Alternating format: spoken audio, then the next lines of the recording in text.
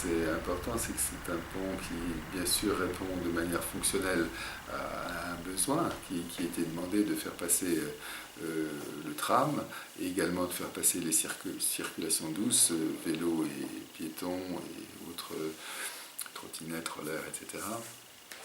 Donc le principe de ce pont a été conçu pour que les bateaux puissent passer. Donc c'est pour ça qu'il y a ces arcs au-dessus, pour que la structure supérieure porte le tablier. Et les arcs ont été choisis parce que je pensais que ça s'harmonisait bien avec le pont Pasteur qui est à côté, qui a 3 arcs, ou l'ensemble des ponts de Lyon qui sont souvent à hauteur variable, à inertie variable. Mais nous, c'est une version moderne, si je puis dire, de ce type d'ouvrage.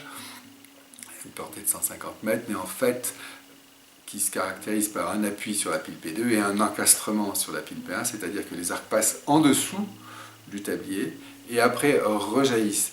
Et c'est ce passage en dessous qui caractérise aussi la structure de ce pont qui est très original, parce qu'il vient pouvoir s'appuyer au niveau de l'eau. Le Rhône est un fleuve très large et très violent, donc il fait à peu près 200 mètres, et donc pour avoir ce sentiment de confort, on a mis des parapets assez hauts, qui sont plus hauts, qui font 1,20 m, qui ont des très larges mains courantes. différentes, de manière à ce qu'on ait un grand sentiment de sécurité.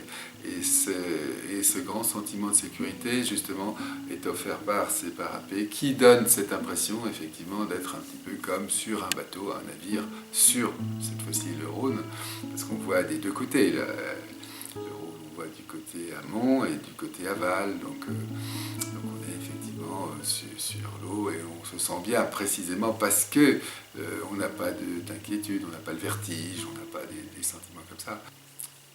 J'avais pensé, bien sûr, au Pont-Neuf pour les aménagements Belvédère et de la place nautique pour ce qui est du traitement de surface.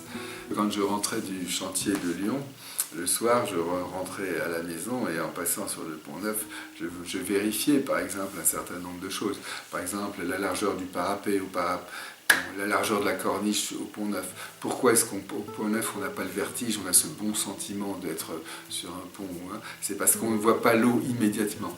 Donc ici, c'est un peu la même chose. Donc je vérifiais, par exemple, la largeur de notre pont à Lyon, c'est à peu près 2 fois, ça fait 2 fois les mains, comme ceci, ça fait environ 50 cm.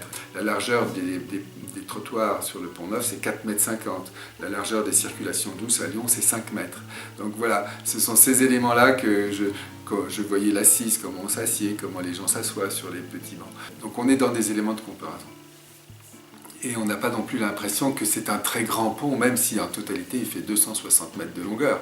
260 mètres de longueur, c'est à peu près la même longueur que le Pont-Neuf à Paris. Et pourquoi il ne paraît pas trop long? C'est parce que d'abord il monte et ensuite il redescend. Ce qui fait que cette courbure, si je puis dire, coupe les longueurs.